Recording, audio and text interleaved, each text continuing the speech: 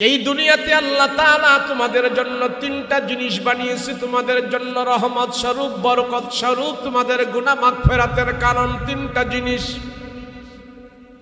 নবী বলে, সেই তিনটা জিনিসের দিকে যখন নাকি আমার উম্মতেরা মায়ার নজরে, ঈমানের নজরে শুধু তাকায়া থাকবে, জবান নাড়ায়া বলতে হবে না, উচ্চারণ করতে হবে না, শুধু তাকাই থাকার বিনিময় আল্লাহ তাআলা তাদের গুনাহ মাফ করতে থাকে। নবীজি বলেন, আম্মা শোনো, শুধু তাকায়া থাকবা, তোমার গুনাহ মাফ হবে। শুধু তাকায়া থাকবা, তোমার সওয়াব হবে। শুধু তাকায়া থাকবা, তোমার উপরে আল্লাহ রহমত নাজিল করবে।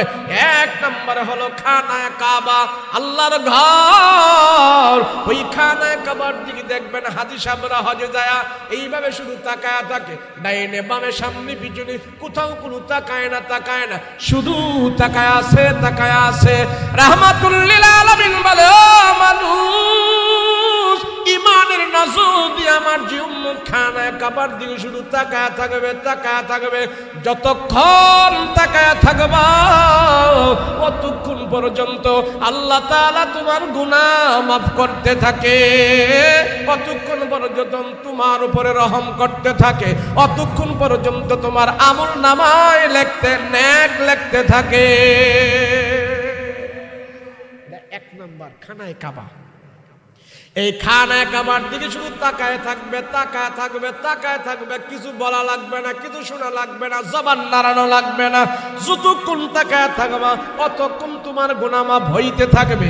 দুই নম্বরে হলো হক্কানি আলেম। তুমি যেই জামানায় বাস করো, তুমি যেই জামানায় থাকো, ওই জামানার ভিতরে যদি কোনো হক্কানি আলেম পাও, যেই আলেমের চেহারা দেখলে তোমার জান্নাতের কথা মনে হয়, যেই আলেমের চেহারা দেখলে তোমার আখিরাতের কথা মনে হয়, এমন আলেম যদি তুমি তোমার জামানায় পাও, ওই আলেমের চেহারার দিকে তুমি তাকায়া থাকবা, কিছু বলা লাগবে না, জবান নাড়ানো লাগবে না, শুধু তাকায় রইছো। এই তাকানোর বিনিময়ে আল্লাহ তাআলা তোমার ছোট সগীরা সব গুনাহগুলো মাফ করতে থাকে। রাসূল বলেন, তিন নাম্বার হইল, তুমি যেই জামানায় আসো, যার দ্বারা দুনিয়াতে তুমি আসছো, সে হলো তোমার গর্ভধারিণী মা। ওই মায়ের চেহারার দিকে যখন নাকি তুমি তাকায় থাকো, মায়ার নজরে তুমি তাকায় আসো, তোমার মায়ের চেহারার দিকে তুমি তাকায় রইলা। রাসূল বলেন, একবার তাকাইলে সওয়াব, দুইবার তাকাইলে সওয়াব, বারবার তাকাইলে সওয়াব। যতবার তোমার মায়ের চেহারার দিকে তুমি মায়ার নজর দিয়া তাকায় থাকবা, কতক্ষণ পর্যন্ত আল্লাহ তাআলা তোমাকে হজের সওয়াব দান করতে থাকবে। সুবহানাল্লাহ। তাই সেই মার প্রতি আজকে মানুষ এত বিদ্রুপ হয়ে গেল, মায়ের সাথে সন্তানের এত মনমালিন্য হয়ে গেল। কারণটা কি? অসন্তান, তুমি তো মায়ের দান দিতে পারবে না। রাসূল বলেন, তোমার মা যদি মুশরিকা হয়, কাফের হয়, বেঈমান হয়, হিন্দু হয়, তারপরও মায়ের সাথে খারাপ আচরণ করা যায় না। যায়? এই মায়ের ঋণ শোধ করা যাইব? পরিশোধ করা যাইব? করা যাইব। وأطعنا الإيمان وخلقنا المسلمين والمسلمات صلى الله تعالى عليه وعلى وأصحابه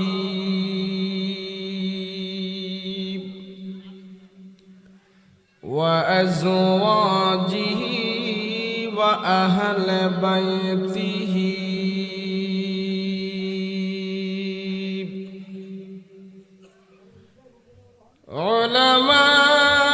علماء أمته وفقهاء ملته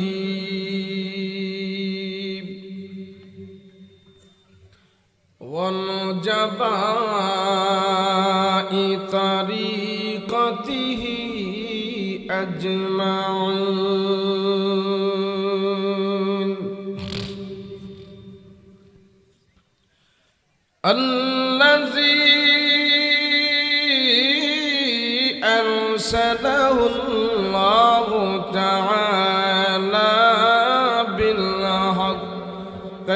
بشيرا ونذيرا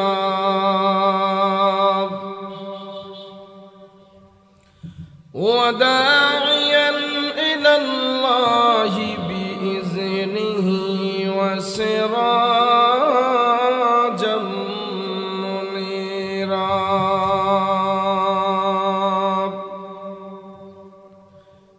أما بعد فأعوذ بالله من الشيطان الرجيم بسم الله الرحمن الرحيم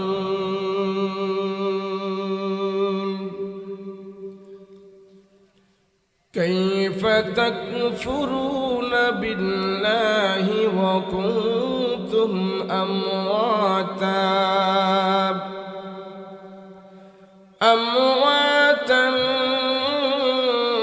فأحياكم ثم يميتكم ثم يحييكم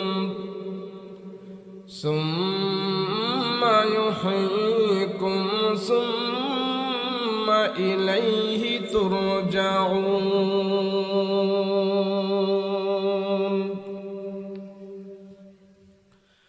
قال سيدنا رسول الله صلى الله عليه وسلم الدنيا خلقت لكم وأنتم خلقتم للآخرة أو كما قال النبي عليه الصلاة والسلام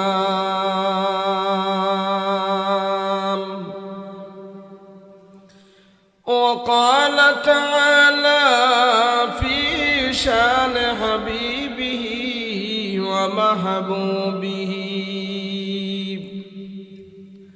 وما أرسلناك إلا رحمة للعالمين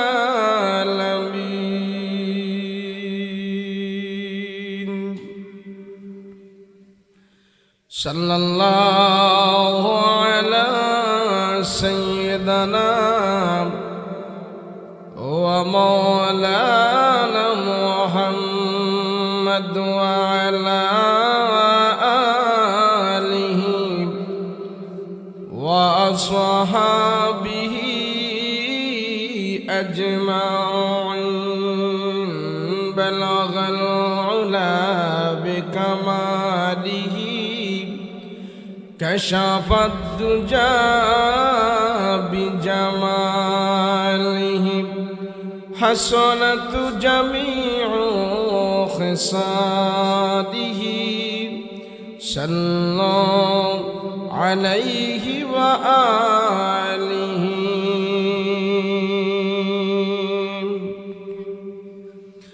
كريم السجايا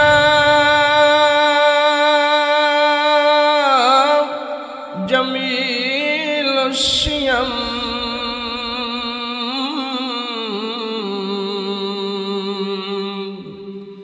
نبي البراء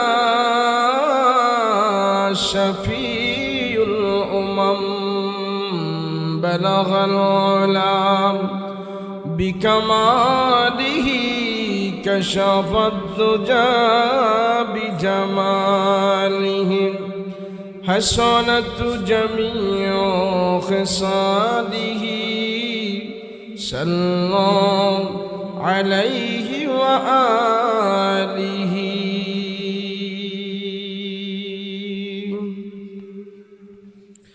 نبي بانے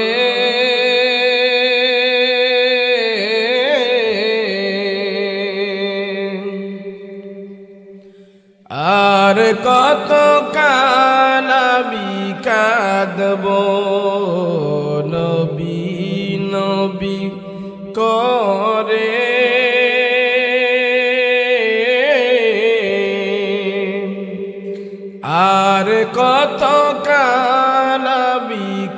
কাঁদবো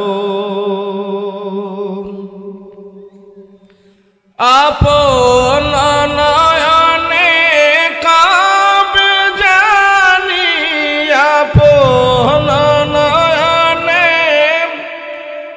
কাবে জানি নবীজিকে আমি দেখব নবী নবী বলে আর কত কালাবি কাঁদবো নবী নবী করে আর কত কালাবি কাঁদবো মিঠে যাবে মনের জ্বালা মিঠে যাবে মনের জ্বালা নবীজিকে আমি দেখলে নবী নবী করে আর কত কালাবি কাঁদবো আপন নয়নে কাবে জানি নবীজিকে আমি দেখব নবী নবী করে আর কত কালাবি কাঁদবো আলহামদুলিল্লাহ উলাইল জামে মসজিদের উদ্যোগে ওয়াজ আর মাহফিল মুহতারাম সদ্ভাজন সভাপতি মাজাজ মুকররম উলামায়ে কেরাম তুলাবায়ে ইজাম সম্মুখ পানবস্ত দিনদার মুত্তাকি পরহেজগার ভাইরা পর্দার অন্তরালে অবস্থানরত আমার শ্রদ্ধেয় মা বোনেরা আল্লাহ পাকের দরবারে কালেমাত শুকর আদায় করছি জবান খুলে দিল থেকে আওয়াজ করে বলি আলহামদুলিল্লাহ সবাই আওয়াজ করে আরো জোরে বলেন আলহামদুলিল্লাহ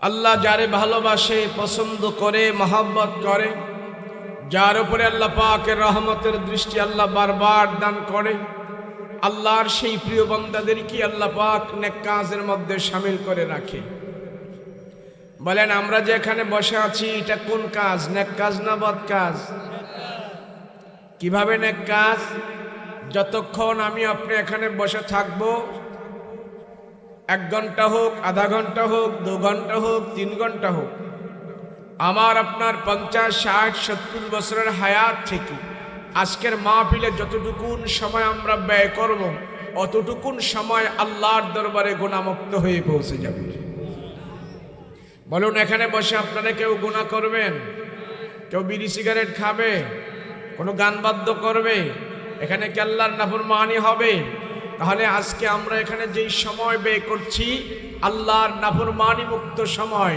গুনাহমুক্ত সময় হতে পারে এই গুনাহমুক্ত 1-2 ঘন্টা সময় আমার আপনার 70 বছরের জিন্দেগির জন্য গুনাহ খাতা মাফের উসিলা হয়ে যাবে তাহলে আমরা যে এখানে বসলাম আমাদের কি লাভ না লস বলেন ক্ষতি আছে কোনো মাহফিলে যত বসবো আমরা যত কথা শুনবো কোরআন সুন্নাহর কথা শুনবো হাদিসের কথা শুনবো আল্লাহর ওলিদের কথা শুনবো নবীজির কথা শুনবো প্রত্যেকটা কথার বিনিময় আল্লাহ পাক আমাদের আমল নামায় নেকি দিতে থাকবেন সুবহানাল্লাহ বলেন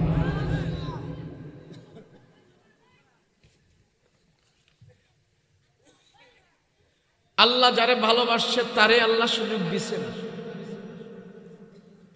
এমনও হতে পারতো আমি হসপিটালে পড়ে থাকতাম জেলখানায় পড়ে থাকতাম অসুস্থতায় আমি কাতরাইতাম বিভিন্ন পেরেশানি দিয়ে আল্লাহ আমাকে অনেক কিছু করতাম বা অনেক পেরেশানির ভিতরে আমি থাকতাম আসার সুযোগও পাইতাম না তাই না এই এটা আওয়াজ জানা কে এই যে আওয়াজ দেয় কে হ্যাঁ দেন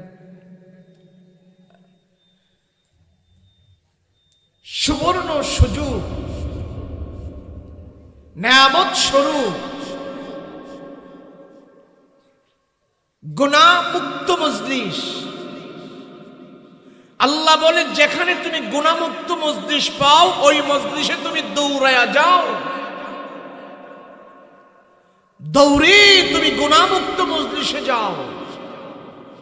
আমার রবের দিকে তুমি দৌড়াও, আমি রব তোমাকে ক্ষমা দিব। যেই দিকে গেলে আমি রব তোমাকে রহম করব, ক্ষমা দেব, ওই দিকেই তোমার দৌড়ঝাঁপ বেশি হবে, ওখানে তুমি দৌড়াও। আজ পৃথিবীর মানুষগুলো রবের দিকে দৌড়ায় না, জান্নাতের দিকে দৌড়ায় না, সব মানুষগুলো আজ জাহান্নামের দিকে দৌড়াচ্ছে। কথা বলেন ঠিক কিনা? কারণ কি?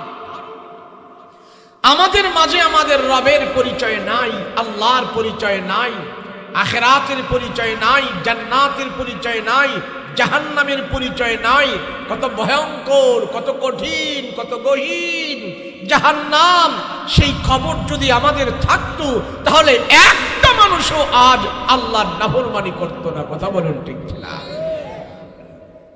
যদি কেউ বলে যে আপনি এই রাস্তা দিয়ে যেন না, এখানে বিষাক্ত সাপ আছে, বড় সাপ আছে, আপনি যাবেন? বলে যে যায় তারই কামড় দেয়।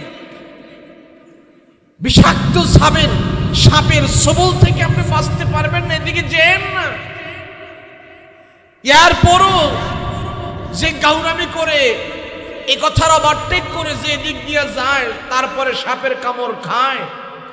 সাপের কামড় খেয়ে এখন যন্ত্রণা মারে, বাবারে কয়ে চিল্লাবাল্লা করছে। বলেন দোষটা কি ব্যক্তির, যে বলছে তার, না যে গিয়েছে তার?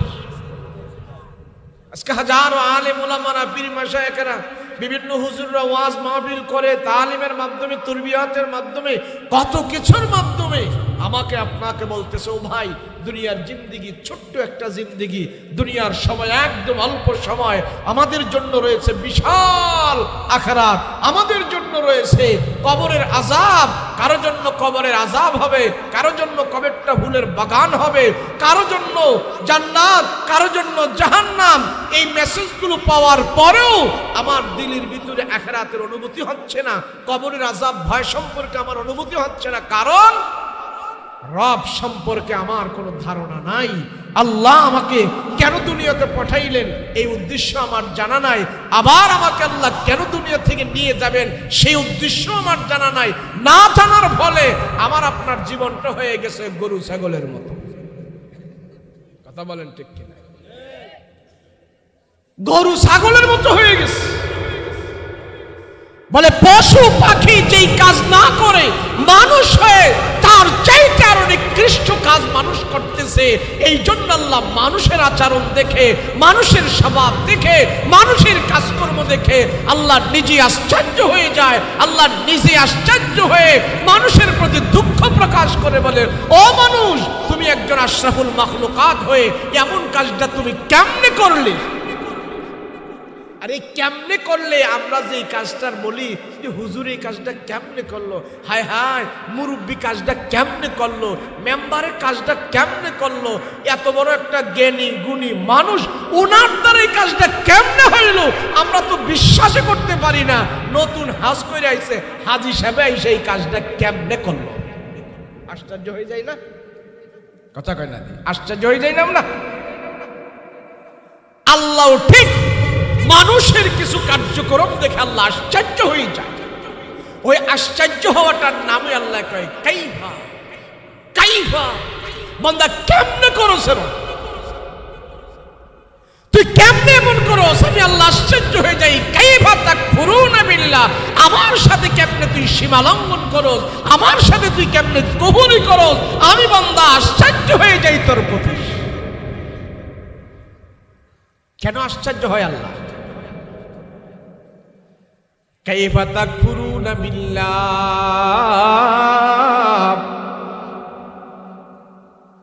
কাইফা তাকফুরুনা বিল্লাহি ওয়া কুনতুম আমওয়াতা। আল্লাহ ডাক দিয়া বলে, ও মানুষ, তুমি ভালো করে জানো, ও মানুষ তুমি ভালো করে শোনো, এই পৃথিবীতে আসার আগে তোমার তো নামগন্ধ ছিল না, তোমার অস্তিত্ব ছিল না, তোমার দেহ ছিল না, তোমার বডি ছিল না, তোমার পরিচয় ছিল না।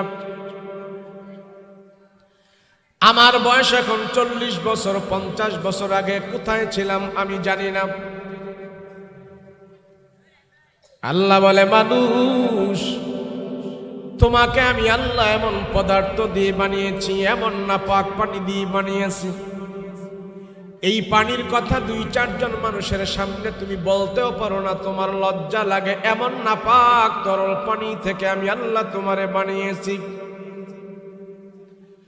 তোমার বাবার পৃষ্ঠ থেকে, তোমার মায়ের বুক থেকে আমি 2 পদার্থ নিয়ে আমি আল্লাহ মানুষ তোরে বানিয়েছি।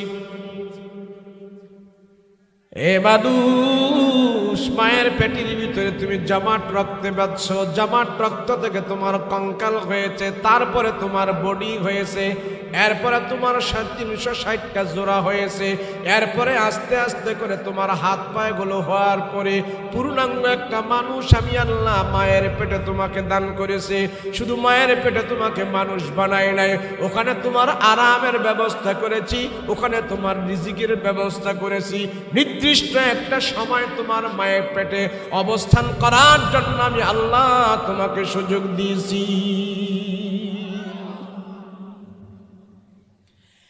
এই জন্য আল্লাহ পাক রব্বুল আলামিন ডাক দিয়া বলে, মানুষ দুনিয়াতে তুমি একদিন ছিলে না, এখন আসো, আবার তুমি থাকবে না। দুনিয়ার কোনো মানুষ তোমার পরিচয় জানে নাই, তুমিও তোমার নিজের পরিচয় জানো না।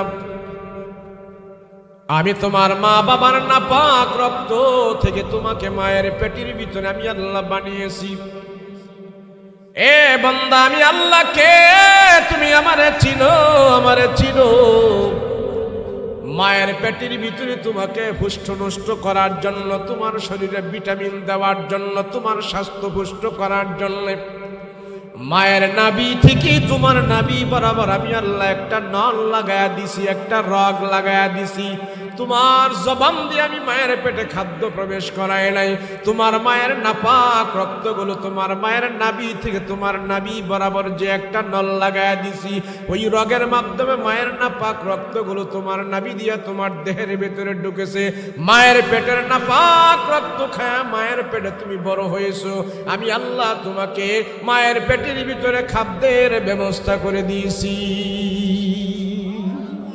আমার চিন আমি কে? আল্লাহ পাক রব্বুল আলামিন ডাক দিয়ে বলে, মানুষ প্রত্যেকটা মানুষকে মায়ের পেটের ভিতরে বানানোর জন্য আমি আল্লাহ মায়ের পেটে 2 জন ফেরেশতা রেখেছি। এই 2 ফেরেশতার দায়িত্ব হইল মায়ের পেটের ভিতরে আমাকে আপনাকে কিভাবে সুন্দর করে বানাবে। আমাকে আপনাকে জমাট রক্ত থেকে মানুষে রূপান্তরিত করার সময় ফেরেশতারা আল্লাহকে জিজ্ঞাসা করে, আল্লাহ আপনার বান্দার আঙ্গুল কি 22টা হবে না, 20টা হবে না, 23টা হবে? চোখগুলো কি টেরা হবে না সোজা হবে? আয় আল্লাহ, আপনার বান্দারে কেমনে আমরা বানাবো? আল্লাহ ডাক দেয়া বলে, ও ফেরেশতারা, আমার বান্দারে কেমনে বানাইবে এটা আমার কাছে জিজ্ঞেস করার দরকার নাই। আমার লৌহে মাহফুজের বোর্ডের মধ্যে তাকায়া দেখো, আল্লাহ দুনিয়াতে সব কিছু পাঠানোর আগে আল্লাহ লৌহে মাহফুজের মধ্যে সীমাবদ্ধ করে এই কোরআন আল্লাহ দুনিয়াতে ধাপে ধাপে আমার নবীজির উপরে নাজিল করেছে। কিন্তু পুরাটা কোরআন একবারে আল্লাহ লৌহে মাহফুজের মধ্যে সীমাবদ্ধ করেছে। ওখান থেকে পর্যায় ক্রমে ক্রমে আমার নবীজির উপরে আল্লাহ কোরআন নাজিল করেছে।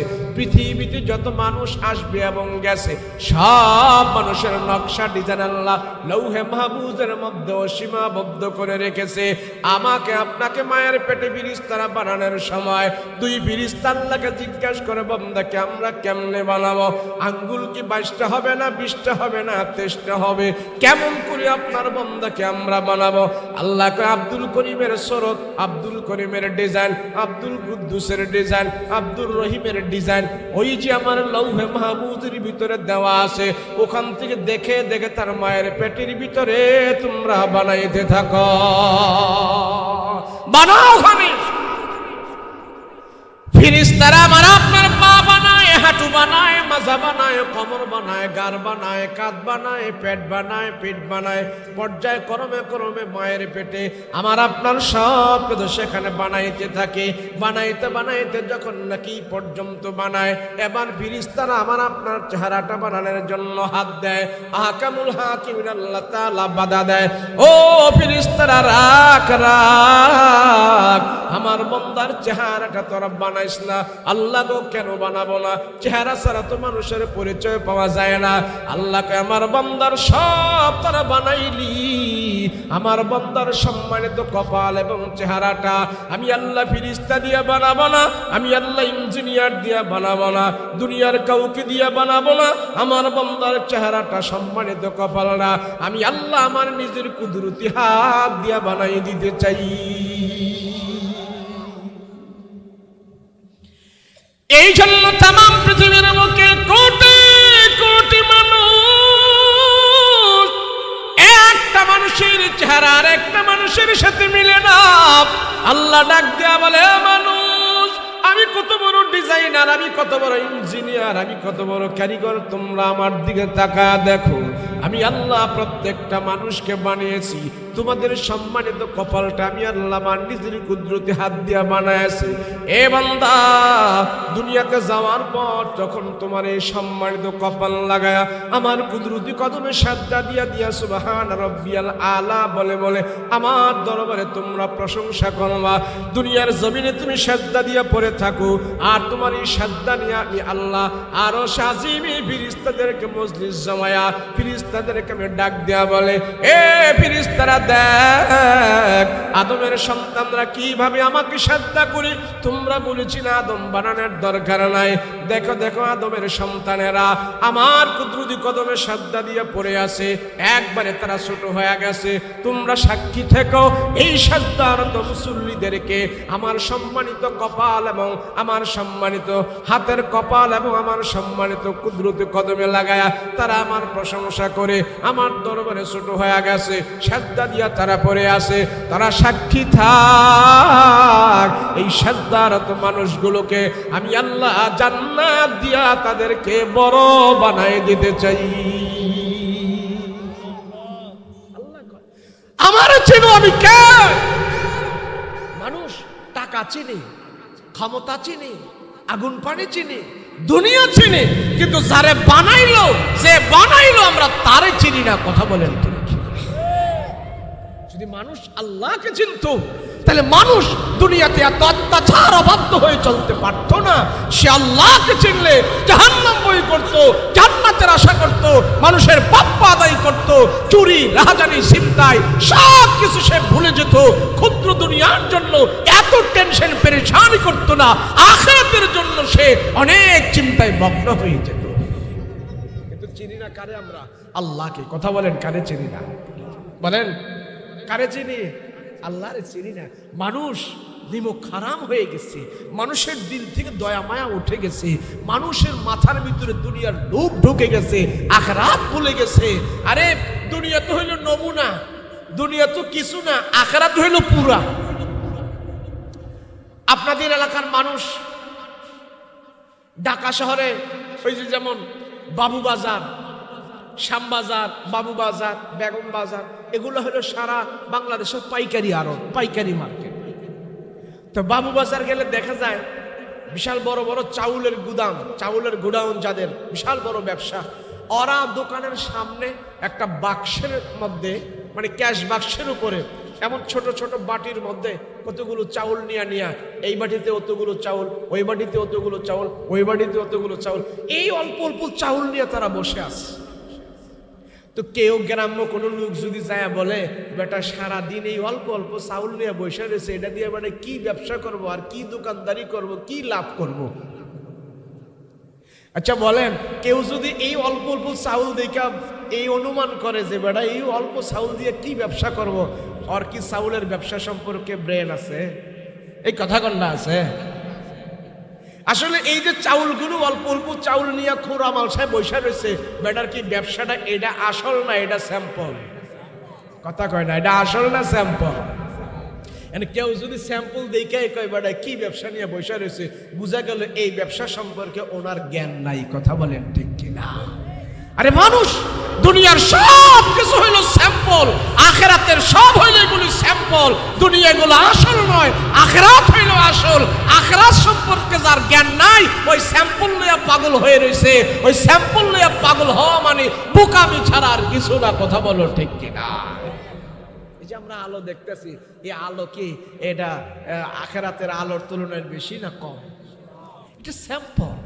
এই যে আমাদের শরীর ব্যথা করে, আমাদের অনেক সময় কষ্ট হয়, এই কষ্টটা হলো একটা স্যাম্পল। এর চেয়ে হাজার হাজার কোটি কোটি গুণে বেশি কষ্ট রয়েছে কবরের ভিতরে, হাসরে, প্রিজনে, ফুলসেরাতে, জাহান্নামে। আল্লাহ কয় ওগুলোর একটা স্যাম্পল আমি তাদেরকে দিয়েছি। কথা বলেন ঠিক কিনা?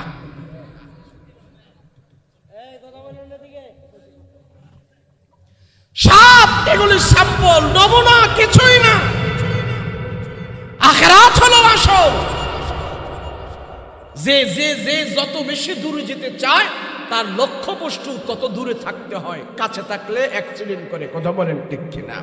যারা বাস চালায়, গাড়ি চালায়, মাইল কি মাইল দূরে যায়, এর জন্য তাদের মাইল ফলক অনেক দূরে থাকে, কাছে থাকে না। কথা বলেন ঠিক কিনা? যারা বিমান চালায়, তাদের মাইল ফলক আরো দূরে, দৃষ্টি আরো দূরে। কেন? বিমান দিয়া বহুত দূরে যায়। আমরাও জান্নাতে যেতে হবে, আমরাও দুনিয়ায় তাৎক্ষণিক কিছু দেখলে হবে না, আখিরাতের চিন্তা করতে হবে, বিশাল জিন্দেগির চিন্তা করতে হবে। কথা বলেন ঠিক কিনা? এখন সাহাবীরা জিজ্ঞেস করলেন, ইয়া রাসূলুল্লাহ, আল্লাহরে আমরা চিনব কেমনে? নবীজি বিনা দলিলে বিশ্বাস করি, বিনা দলিলে মানে আল্লাহ এক, আল্লাহ আছে। সহজে কিছু চিনার কোনো বুদ্ধি আসেনি আল্লাহরে। কিছু জিনিস দেখে আমরা সহজে চিনবো এমন কোন জিনিস আছে? নবী বলেন, তাফাক্কারু ফি খালকিল্লাহ, আল্লাহর সৃষ্টি নিয়ে তুমি গবেষণা করো, দেখবে আল্লাহ পাক তোমার সামনে হাজির হয়ে যাবে। গবেষণা আসেনি আমাদের? আসে, গবেষণা আছে। শাস্ত্র বসে বসে বিড়ি খাওয়া আর গীবত গাওয়া আর সিনেমা দেখা, নাটক দেখা, এগুলোই হলো আমাদের গবেষণা। কথা বলেন ঠিক কিনা? শাস্ত্রলে যাই এমন আলাপ জমাইছে কেন?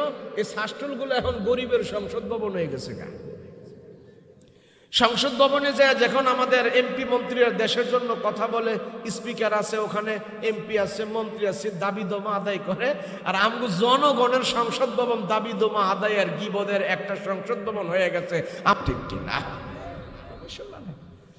আরে গবেষণা করো। তুমি এখন আছো, তোমার বয়স 70, আর কয় বছর বাঁচবা, যাবো কোথায়, গেলে হবে নাকি, এই নিয়ে গবেষণা করো। আল্লাহ আছে, আল্লাহর নিয়ে গবেষণা করো। এক কবি সুন্দর করে একটা কবিতা গাইছে, এই কবিতার ভিতরে আল্লাহর গবেষণা দইরা তুলছে।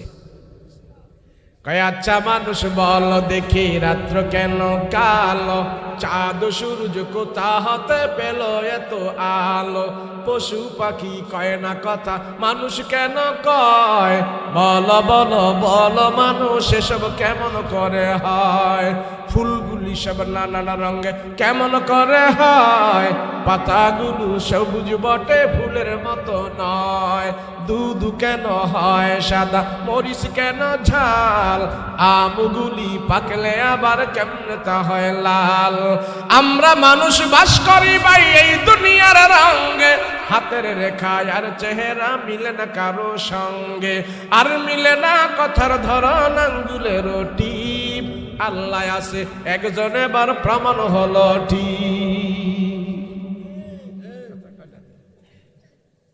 হ্যাঁ, সব ডাক্তাররা খুঁজে বার করছে কাঁচা মরিচের মধ্যে ভিটামিন সি আছে। কি আছে? দামরার এদিকে আসেনি? ভিটামিন সি আছে কাঁচা মরিচে। কথা কয় না দি আপনারা? এই যে আমি জিগাই মাঝে মাঝে, একটু হা হা করে আওয়াজ না দিলে ওয়াজ করতে ভালো লাগতো না তো। যেমন যেইভাবে আপনারা নাড়াচাড়া করতেছেন, আওয়াজ বাইরে যখন বাড়িতে না করে দিছে যে ওয়াজ গিয়ে কথাটা তো কইও না। কাঁচামরিচে ভিটামিন সি আসেনি? দিছে কে? কইছে কে? ডাক্তাররা কইছে। কে কইছে? মেডিকেল সায়েন্স গবেষণা করে বার করছে কাঁচামরিচে ভিটামিন সি আছে, খাইলে বডির জন্য অনেক উপকার, স্বাস্থ্যের জন্য অনেক উপকার। কিন্তু যে ডাক্তাররা খুঁজা কাঁচামরিচের ভিটামিন সি বার করছে, ওই ডাক্তাররা যদি আরেকটু খোঁজ দো যে কাঁচামরিচে ভিটামিন সি ঢুকাইলো কে কে কে কে কে কে করলে ডাক্তাররা আল্লাহরে ভাইয়া যাইতো, কথা বলেন ঠিক না? ওই কে কে করার নামে গবেষণা। আল্লাহরে চিনো, আল্লাহ কে, সে কত বড় রহমান, কত বড় দয়াবান আমি চিনি না, কথা বলেন ঠিক না? আল্লাহকে বান্দা, আসমানের নিচে জমিনের উপরে যত মাখলুকাত বানিয়েছি সবচেয়ে আমি আল্লাহ তরে বেশি ভালোবাসি, তরে আমি সবচেয়ে পছন্দ করে বানিয়েছি, তরে দাবি করে বানিয়েছি। সেই জন্য আমি আল্লাহ মানুষকে সবচেয়ে বেশি ভালোবাসি। বলেন, আসমানের দাম বেশি না মানুষের দাম বেশি?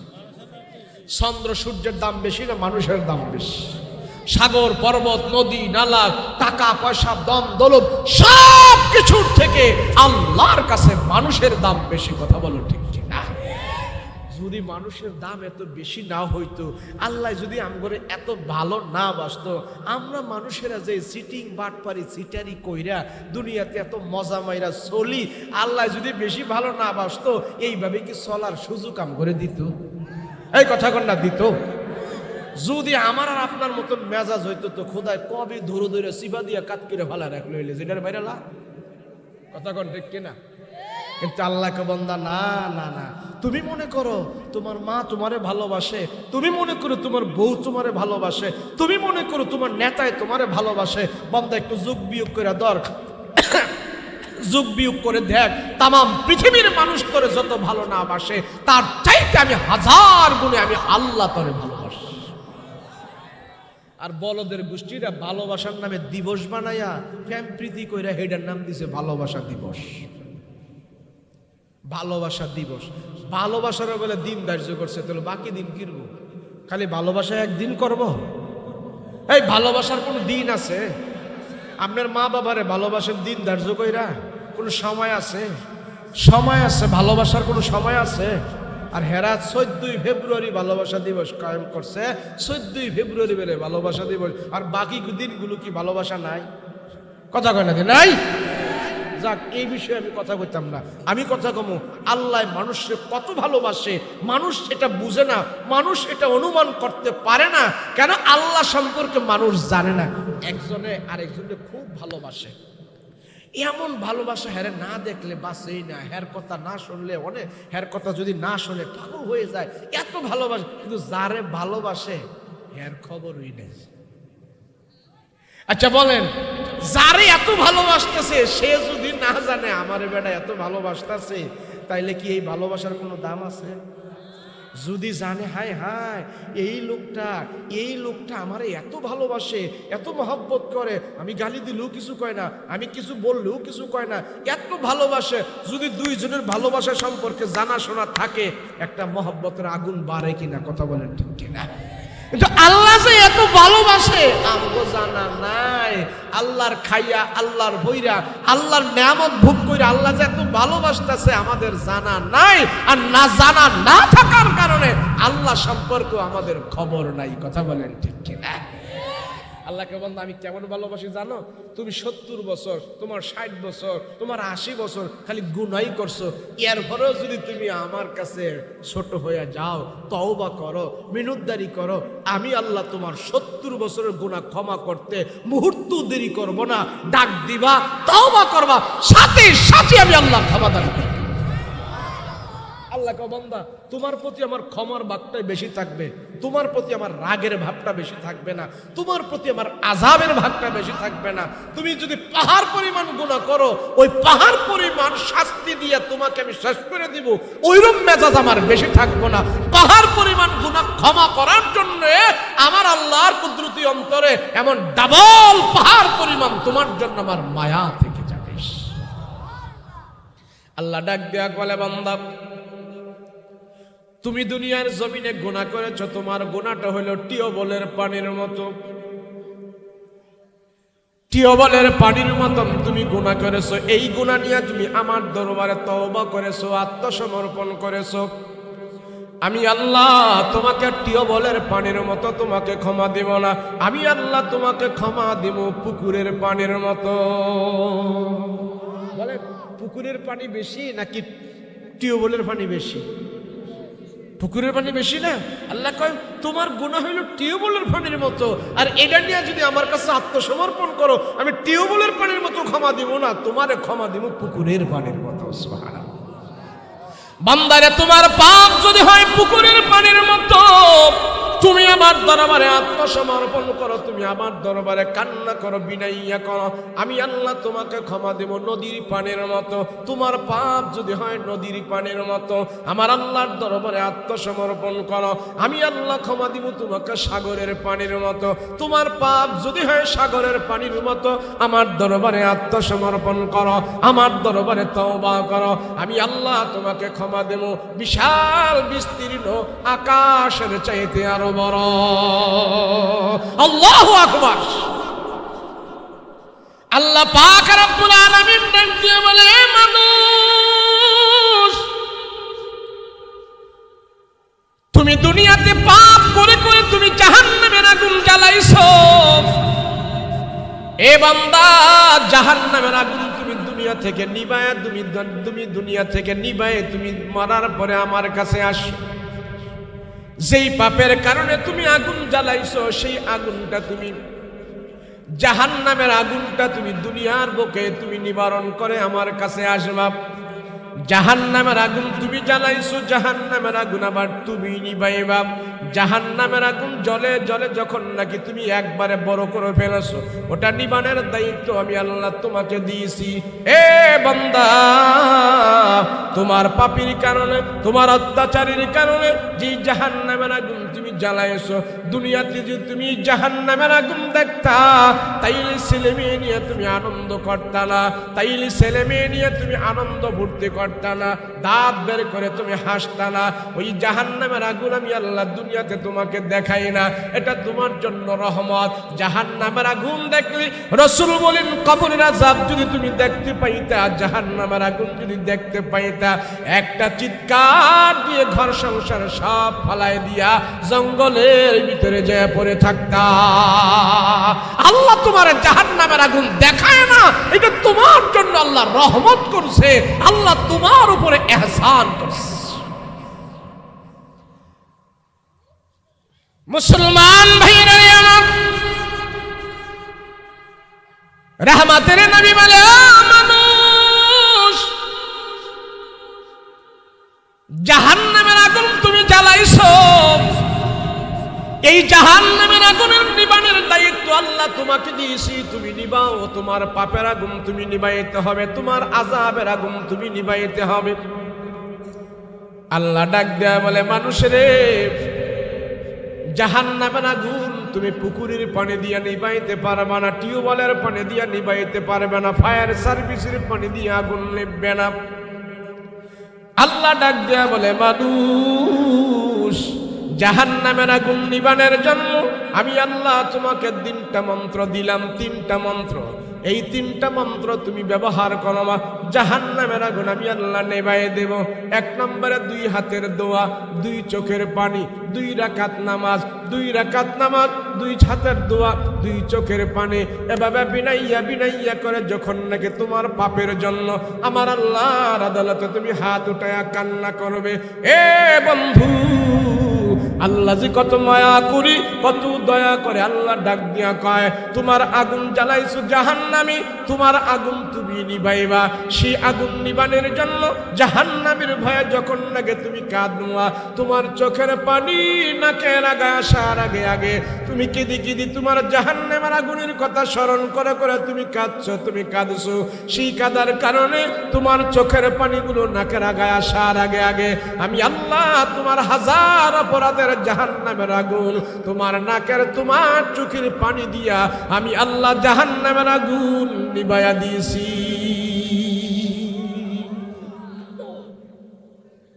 মানুষ তোমার কি হইল?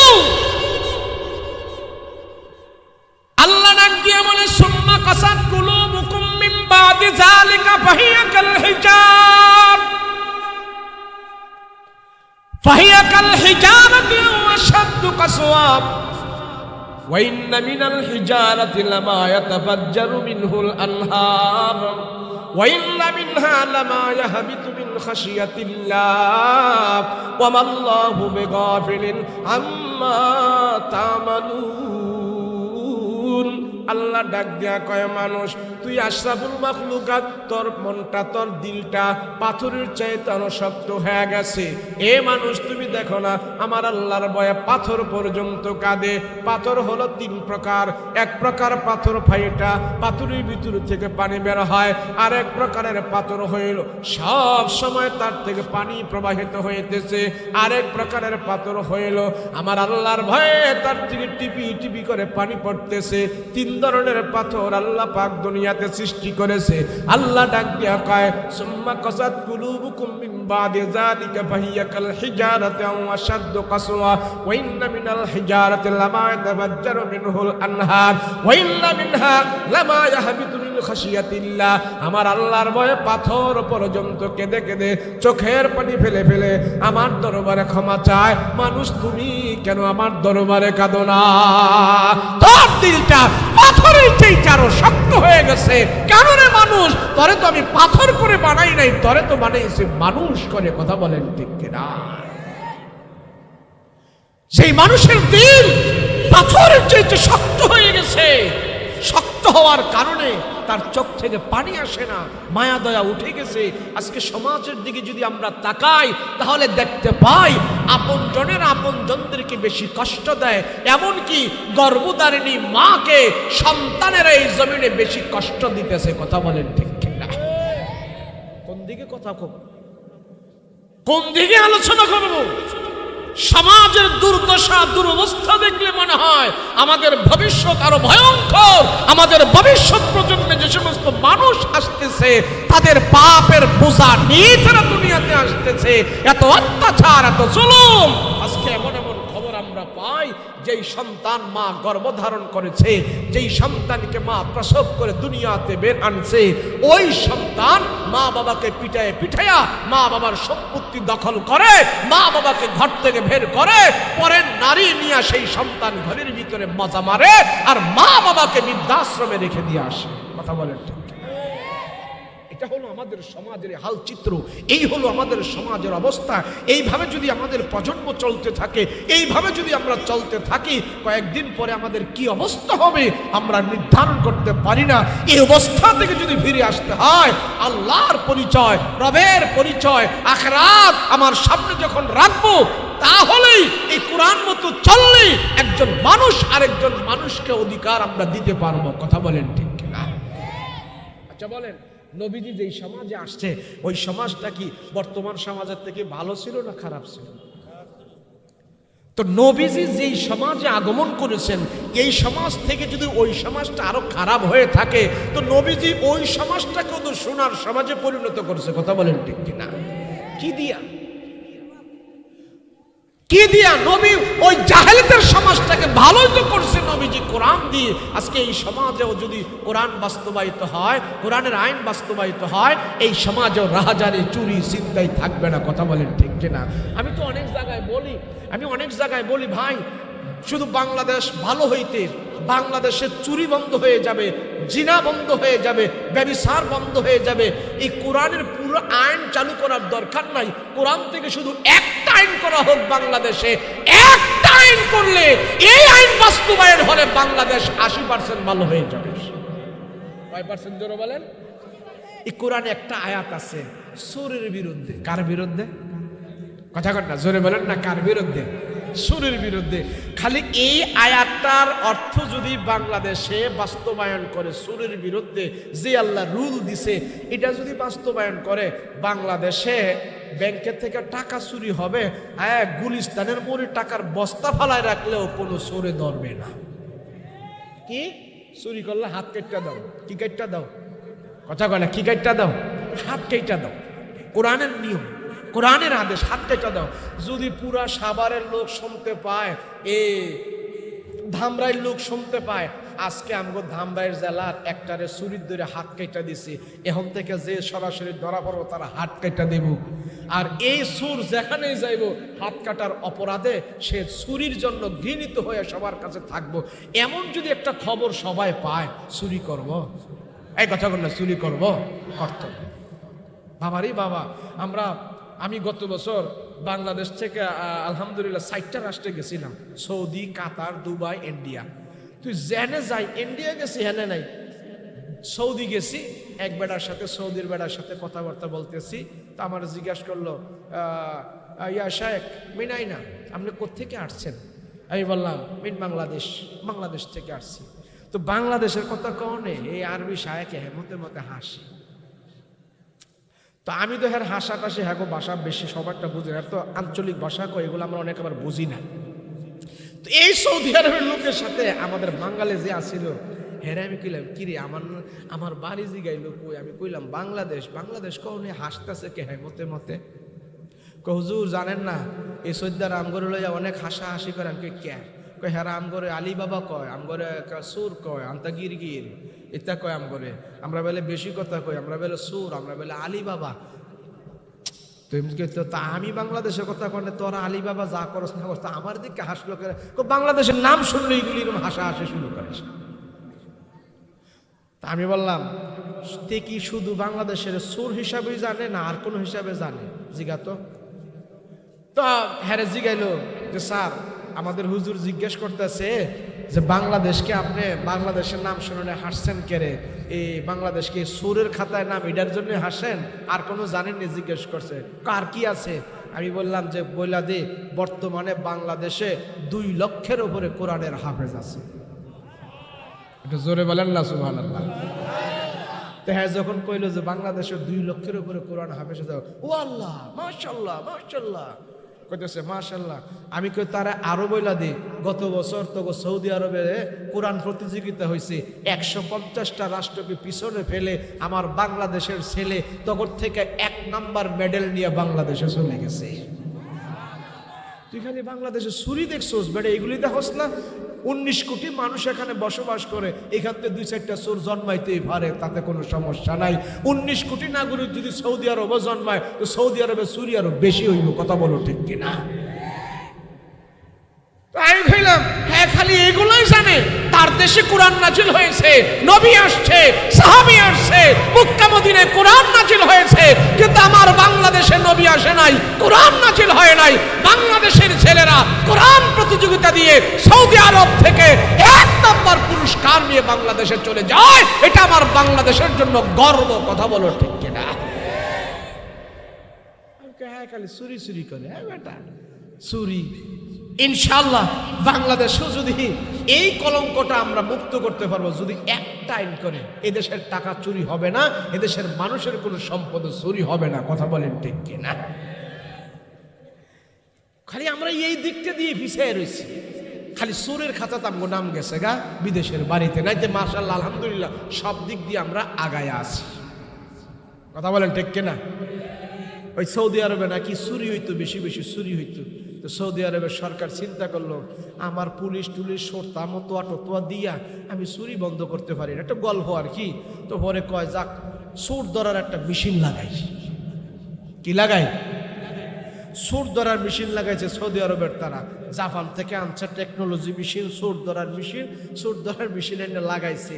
এই মেশিন বসায়া সৌদি আরবের সরকার 2 মাস পরে মেশিন খুইলা চেক করতে গেছে, কয়টা চোর ধরা পড়ছে। এখন 2 মাস পরে যখন চোরের মেশিন খুলছে যায়া দেখে ওইখানে চোর ধরা পড়ছে 5টা। কয়টা চোর? তো সৌদি আরবের সরকার 2 মাসে চোর ধরলো কয়টা? 5টা। তো দুবাইয়ের তারা কয় সারা বাংলাদেশ সারা পৃথিবীর সিটিং আমাদের সাইয়া বসবাস করে, এই সিটিং করে চুরি বাটপারি বন্ধ করার জন্য আমরাও মেশিন লাগাই। তো দুবাইয়ের তারাও মেশিন লাগাইছে, চোর ধরার মেশিন বসাইয়া 2 মাস পরে মেশিন সেট করে যায় দেখে চোর ধরা পড়ছে 10টা। কয়টা ধরা পড়ছে? 10টা। জাপানের তারা কয় আমগো দেশের মেশিন সবাই নিয়ে ব্যবহার করে চোর ধরে, তো আমগো দেশেও চেক করে দেখি কেমন চোর আছে। হেরাও মেশিন লাগাইছে, মেশিন লাগাইয়া 2 মাস পরে চেক করতে গেছে মেশিন, যাইয়া মেশিনের মধ্যে চোর ধরা পড়ছে 50টা। কটা ধরা পড়ছে? পাকিস্তানের তারা কয় হ্যাঁ আমগো দেশে সিটারি বাটপারি বেশি হইতেছে, আমরাও মেশিন লাগাই। এই পাকিস্তানের তারা মেশিন লাগাইয়া সুর ধরার মেশিন লাগাইয়া 2 মাস পরে সুরের মেশিন চেক করতে যায়, দেখে সুর ধরা পড়ছে 200। কয়শো? 200। বাংলাদেশের তারা পাকিস্তানতে আমরা ভাগ হয়ে আইছি, ফাইটটা বুইটটা কিছু সুর মোর আঙ্গ বাংলাদেশেও আছে, এর জন্য আমরা সারা দেশে সুরের সংখ্যা বাড়া, সুর বিলে আমরা ভরিছে। আমগো দেশেও মেশিন লাগায়, বাংলাদেশ সরকারও মেশিন লাগাইছে সুর ধরার মেশিন লাগাইয়া 2 মাস পরে চেক করতে গেছে, সুর ধরা পড়ছে কয়টা, যাইয়া দেখে সুর ধরা পড়া দূরের কথা, সুরের মেশিনই চুরি হয়ে গেছে। এটার নাম হইল দিস ইজ বাংলাদেশ। কথা বলেন ঠিক কিনা? এই দেশের সুর পুলিশ দিয়ে দূর করা যাবে না, আর্মি দিয়ে দূর করা যাবে না, মেশিন লাগাইয়া সুর ধরা যাবে না। এই দেশের চুরি যদি বন্ধ করতে হয় তাহলে কোরআনের আইন ছাড়া বিকল্প ব্যবস্থা নাই। কথা বলেন ঠিক কিনা? আরে মানুষ, আজকে সমাজের মা বাবার আর্তনাদ, রাহাজানি, চিৎকার, সন্তানদেরকে নিয়ে হায় হায় আমার সন্তান হুজুর বিপদে চলে গেছে, আমার সন্তান কথা শোনে না, আমার সন্তান রাত্রে চলে যায়, আবার ভোরবেলা 4টা বাজে আসে, সন্তানকে আমি কিছু বলতে পারি না, সে চোখ মুখ ফুলাইয়া রাখে। হুজুর বেশি যদি কিছু বলি তো আমার মনে হয় আমারে প্রাণে মেরে ফেলবে। এমন বাবা এই সমাজে আছে না? নাই। দুঃখ কে বুঝে? দুঃখ বুঝার কেউ নাই। ওই যে মিডিয়া খুললেই, ইউটিউব ফেসবুক খুললেই দেখা যায় একটা মায়ার বাবায় খালি কান্দে। এই দামরার মানুষ ফেসবুক চালাও না? কথা কয় না দি? কোন মায়ার বাপে কান্দে ফেসবুক? কথা কয় না দি? মোস্তাক কিং 60 বছরের বেটায় বিয়া করছে, 18 বছরের মাইয়া তিশা নাকি কি যে নাম, ওর বাবায় কান্দা কান্দা বলতেছে আমার মায়াটার জীবনটা নষ্ট করছে। ভালো করছে, ওই বেড়ায় নষ্ট করছে। আপনার মায়ায় তো সোনার পুতুল না, আপনার মায়ায় কেন হে বেড়ার লগে গেছে? তো হে বেড়ায় জুয়ান মাল পাইছে, এখন বিয়া করে ফেলছে, অসুবিধাটা কোথায়? এই হলো আমাদের সামাজিকতা, এই হলো আমাদের অবস্থা। এখন মা বাবা কাঁদতেছে, দুঃখে দুঃখে কাঁদতেছে। আচ্ছা যদি যায়, আবার যেই লোক বিয়ে করছে হ্যাঁ কয় এটা নিয়ে আপনারা এত কেন মাতামাতি করেন? আমি তো অসামাজিক কিছু করি নাই, সামাজিক। ইসলামে তো 4টা বিয়ে করা জায়েজ আছে। সৌদি আরবের অনেক বড় বড় শায়েখরা হেরা ছোট ছোট মাইয়া বিয়া করে, 20 বছর 25 বছরের মাইয়া বিয়া করে। আরে গাদার ঘরে গাদা, এই বেড়ারা করে, এই বেড়ারা 4টা 5টা বিয়া করে। তুই খালি বিয়ার বেলা হে তুলনা দেশ, আর অন্য কোনো বেলা তুলনা দেশ না। কথা বলেন ঠিক কিনা? যাক, এগুলি আমার কথা না, এগুলি আমার ওয়াজ না। আমার ওয়াজ হলো এই সমাজের ভিতরে অনেক অভিভাবক সন্তানের জন্য কান্না করতেছে, সন্তানের কারণে অতিষ্ঠ হয়ে মা বাবা সন্তানকে ছাড়তেও পারে না, সন্তানকে মারতেও পারে না।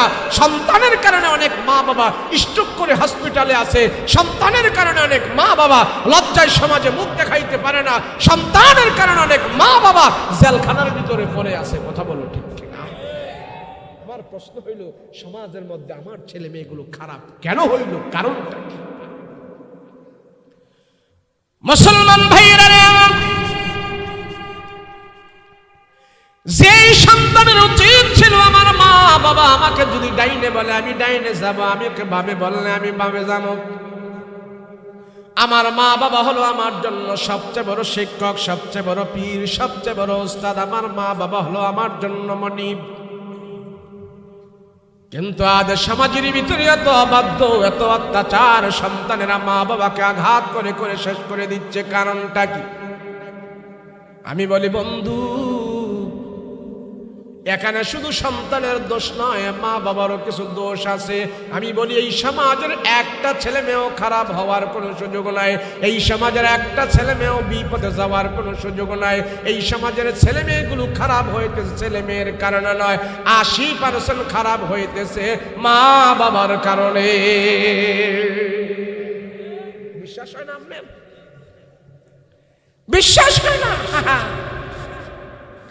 আল্লাহ নবী রাহমাতুল লিল আলামিন বলেন,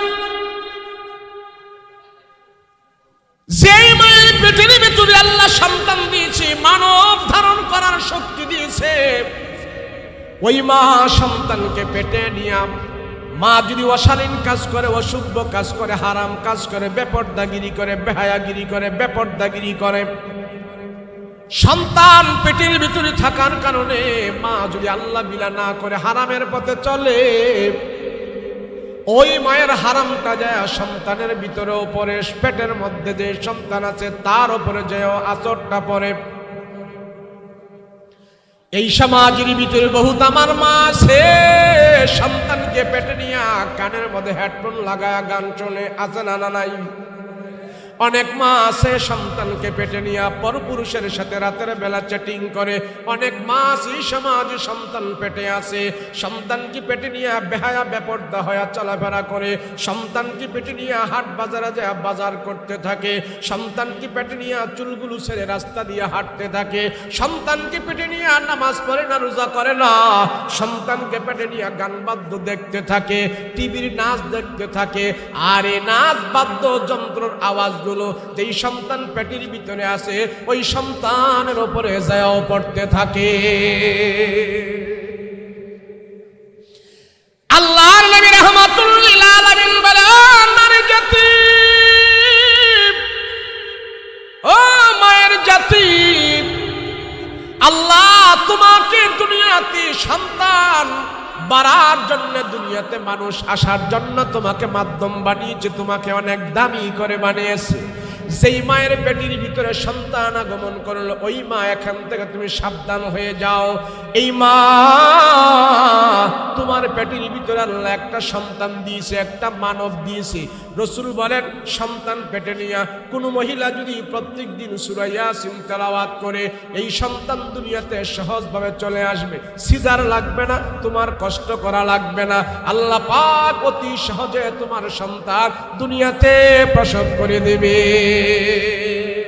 যেই মা সন্তান পেটে নিয়ে সূরা ইয়াসিন তেলাওয়াত করবে, আল্লাহ প্রসবের বেদনা সহজ করে দিবে। যেই মা বোনেরা সন্তানকে পেটে নিয়ে, কুরআনে কারীমের ভিতরে একটা সূরা আছে সূরা ইউসুফ, এই সূরা ইউসুফ যদি বারবার তারা প্রতিদিন তেলাওয়াত করতে থাকে, মায়ের তেলাওয়াতের কারণে সুন্দর হবে, তার হাড্ডি মাংসগুলো পোক্তা হবে। সেই জন্য রাসূল বলে সূরা ইউসুফ তুমি তেলাওয়াত করবা।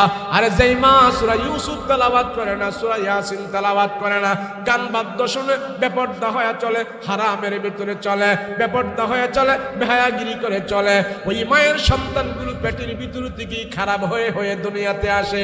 এটা হয়তো সন্ত্রাস হয়, না হয় এটা বাটপার হয়, না হয় এটা বদমাশ হয়।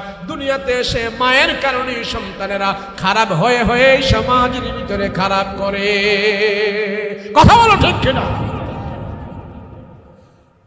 এই সমাজে কোনো ছেলেরা আসে, জন্মের পর থেকেই কোনো ছেলে বিড়ি খায় না, নেশা খায় না, সিগারেট খায় না। সন্তান একটু একটু করে বড় হইল, বড় হওয়ার পরে দেখে আমার বাবায় সিগারেট খায়, আমার দাদায় খায়, আমার নানায় খায়, আমার ভাইয়ে খায়, আমার ভাতিজায় খায়, আমার দুলাভাইয়ে খায়। এই সমাজে এমন কিছু অথর্ব পিতা আছে, সন্তানকে দিয়ে বাজার থেকে সিগারেট আনায়, আনায় কি আনায় না? জোরে বলেন, আনায় কি আনায় না? সন্তানকে বলে আবুল রে বাজার থেকে 5টা গুল্লিপ সিগারেট নিয়ে আয়। আবুল্লাহ প্রতিদিন বাজার থেকে বাবারে গুল্লিপ এনে এনে খাওয়ায়। আর রাস্তার মধ্যে মাঝে মাঝে চিন্তা করে, জন্মের পর থেকে দেখতেছি আমার বাবায় সিগারেট খায়, বিড়ি খায়, আল্লাহ এটার মধ্যে কি ভিটামিন দিয়েছো? যেই খাবার বাবায় খায়, যেই সিগারেট বাবায় খায়, যেই সিগারেট চাচায় খায়, যেই সিগারেট মাস্টারে খায়, যেই সিগারেট ডাক্তারে খায়, যেই সিগারেট পাড়া প্রতিবেশীর বড় ভাইয়েরা খায়, এই ছেলেটারা তো মাঝে মাঝে খাই মনে চায়। কথা বলেন ঠিক কিনা? তাহলে যুবকরা খারাপ করলো কে? হয় নিজে নাকি পরিবেশে? নিজে না, তার অভিভাবকে। এখন আবুল্লাহ বিরিয়ানি না দেয় বাবারে, তো 5টার জায়গায় 4টাই না আব্বারে দেয়, আর একটা হ্যাঁ কোমরের মধ্যে ব্ল্যাকমেল করে। কে রে, হ্যাঁ তো টাকা নাই, খাইতে তো মনে চায়। তা আবুল্লাহ একটা কোমরের মধ্যে নিয়ে লুগায় রাখছে, এটা খাইবো কেমনে? খাওয়ার কোনো জায়গা পায় না। এখন আবুল্লাহ একটা নিরাপদ জায়গা আছে, আমাগো প্রাইমারি স্কুলের যে টয়লেট আছে, ওই টয়লেট নিরাপদ, ওইখানে কেউ যায় না। এখন হ্যাঁ টয়লেটের ভিতরে যাইয়া এই আবুল্লাহ এই পায়খানার ভিতরে যাইয়া বিড়ি টানে আরামে, বিড়ি টানে আরামে। কথা বলেন ঠিক কিনা? এই ফুল পোলাডারে খারাপ করছে কেডা? এই যুবকরে খারাপ করলো কে? মা বাবার কারণে খারাপ হয়েছে, বড়দের কারণে যুবক খারাপ হয়েছে। যেই সমাজের মুরব্বীরা ভালো, যেই সমাজের মুরব্বীরা নেশা করে না, যেই সমাজের নেতারা নেশা করে না, যেই সমাজের মুরব্বীরা সুদ খায় না, যেই সমাজের মুরব্বীরা নেশা করে না, ওই সমাজের একজন যুবকও খারাপ হওয়ার কোনো সুযোগ নাই। কথা বলো ঠিক কিনা? খালি কয় হুজুর ফুলাফাইন খারাপ হয়ে যেতেছে, একটু দোয়া করেন। আরে ফুলাফাইন খারাপ হয়েছে, ফুলাফাইনের লাগে কি দোয়া করবো? ফুলাফাইন যারা কন্ট্রোল করে হেগুর লাগে না দোয়া করার দরকার। কথা কন ঠিক কিনা? এই সমাজে অনেক নেতা আছে যুবক ফুলাফাইন দিয়ে নেশার ব্যবসা করে, আছে না? না নাই? ট্যাবলেট বিক্রি করে, ট্যাবলেট ফেনসিডিল বিক্রি করে নেতারা। ওই যুবকের জীবন ধ্বংস কইরা নেতার ভাই 5 তলা বিল্ডিং হয়, 5 তলা বিল্ডিং করস নাই, তুমি জাহান্নাম বানাইছো। কথা বলো ঠিক কিনা? কষ্ট হইতেছে নাকি? আশা করি আপনাদের এই এলাকায় এমন নেতা নাই, সবাই ভালো। ভালো না হইলে তো মানুষ বইয়া ওয়াজ শুনলই নি। কথা কোন ঠিক না? কথা বলেন ঠিক কিনা? সমাজ আমরাই পরিবর্তন করতে হবে, সমাজ আমরাই ভালো করতে হবে। সমাজ কোনো ফিরিস্তা এসে ভালো করে দেওয়া যাবে না। কথা বলেন ঠিক কিনা? এর জন্য যুবক যারা আছো মা বাবার প্রতি খুব খেয়াল রাখবে। রাসূল বলেন, যার মা বাবার প্রতি শ্রদ্ধা নাই, মা বাবার প্রতি ভক্তি নাই, মা বাবার প্রতি যত্ন নাই, ওই যুবকের জীবনে কোনো উন্নয়ন নাই। কথা বলেন ঠিক কিনা? সমস্যা হইতেছে কোনো? কয়টা বাজে? ওয়াজ বন্ধ করে দেই, আর একটু চলবো? আপনারা তো একদিন ওয়াজ শুনবেন, কাল্লা তো গিয়া ঘুমাইবেন, যার যার ঘুম আছে, কাম আছে। আমগো তো ঘুম নাই, কালকে আবার এটাই বাইরান লাগবো, বুঝছেন নি? তো আর বেশি না, অল্প, হ্যাঁ, সর্বোচ্চ আর 5-10 মিনিট ইনশাল্লাহ পর দোয়া করবো। কে রে না, আবার তাবারক আছে না? তাহলে বেশি ওয়াজ করলে তো তাবারক ঠান্ডা হয়ে যাবো না। পরে কবে হুজুরে কুমিল্লাতে এসে আমি তাবারক ঠান্ডা করে লেছি। আল্লাহ কবুল করেন, বলেন আমিন। শোনেন ভাই, বেহেশতে যাইতে গেলে আপনার অত কিছু লাগে না। আল্লাহ সহজ, বেহেশতে যাওয়া সহজ, আখিরাত কামাই করা সহজ, দুনিয়া কামাই করা কঠিন। দুনিয়া কামাই করা কঠিন, আল্লাহ বেহেশত কামাই করা সহজ। এখনো যদি কেউ ইমানের নজর দিয়া বলে আলহামদুলিল্লাহ, দিল থেকে যখন আল্লাহর দরবারে শুকর আদায় করছে, আল্লাহ সাথে সাথে এই বান্দার জন্য জান্নাতের দরজাটা খুলে দিছিস। আর আজকে বাইর যায় দরজার মধ্যে টোকায় দেখবেন সাথে সাথে দরজা খোলেনি। কোনো মহিলা যদি হয়, আপনার লোক যদি মন মালিন্য খারাপ থাকে, তো আধা ঘন্টা লাগবে দরজা খুলতে। আর আল্লাহ কয়, তোর ইমানের নজর দিয়া যখন আমার দরবারে প্রশংসা করছো, সাথে সাথেই জান্নাতের দরজা আমি আল্লাহ খুলে দিয়েছি। সুবহানাল্লাহ। আল্লাহ বলেন, রাসূল বলেন, তুমি ইমানের নজর দিয়ে আল্লাহকে খুশি করার জন্য বলছো সুবহানাল্লাহ, বলার সাথে সাথেই আল্লাহ জান্নাতের ভিতরে তোমার জন্য একটা ফলের গাছ লাগাই দিস। শুধু গাছ লাগায় নাই, সেই গাছের মধ্যে তোমার জন্য ফলও ধরা হয়ে গেছে। সুবহানাল্লাহ। তাহলে মায়া দয়া বেশি কার? বলেন না, কার মায়া দয়া বেশি? কার? আল্লাহর মায়া দয়া। যে মানুষ আল্লাহ চিনবে, যে আল্লাহ বুঝবে, সে তার মা বাবারও খেদমত করবে। কথা বলেন ঠিক কিনা? আরে মানুষ, ও যুবক, জানো না তুমি দুনিয়াতে আসার পিছনে তোমার মায়ের যে কত যন্ত্রণা, দুনিয়াতে আসার পিছনে তোমার বাবার যে কত কষ্ট তুমি জানো না? জানলে তো কোনো দিন তোমার মা বাবার উপরে তুমি চোখ রাঙ্গাইতে না। কথা বলেন ঠিক কিনা? আমি আমাদের একজন বুজুর্গ, উনি লেখছিলেন, বইটা আমি পড়ছিলাম। এক মুরব্বী তার পোলারে জিগায়, আব্বা, গাছের উপরে একটা কাক বসে রয়েছে। তো মুরব্বী জিগা, আব্বা, ছেলেরে জিগা, আব্বা এটা কি? কয় কাক। তো পোলায়ও মাশাল্লাহ দিলে 20-30 বছর বয়স। তো বাবায় জিগায় পোলারে, আব্বা এটা কি? কয় কাক। তো বাবা আবার জিগায়, আব্বা এটা কি? কয় কাক। তো বেড়া আবার জিগায়, বাবা আবার জিগা, আব্বা এটা কি? কয় কাক। তো 3 বারের মাত্রা জিগানের পরে পোলা এমন ধমক দিছে, তুমি বুঝো না আমি বারবার কইতেছি এটা কাক কাক। তো বাবায় হাসা দিছে, বাবায় হাসা দিছে ছেলের রাগ দেখা।